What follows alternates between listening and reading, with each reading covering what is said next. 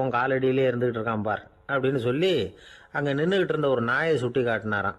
என்ன சாமி சொல்கிறீங்க அப்படின்னு ஆச்சரியமாக கேட்டிருக்கான் பையன். உடனே முனிவர் அந்த நாயோட தலையில் ஒரு தட்டு தட்டி பேசுகிறா அப்படின்னாராம். உடனே அந்த நாய் வேதாந்தம் பேச ஆரம்பிச்சுட்டு தான். காயமே இது போய் வெறும் காற்றடைத்த பைய அப்படின்னு தான்.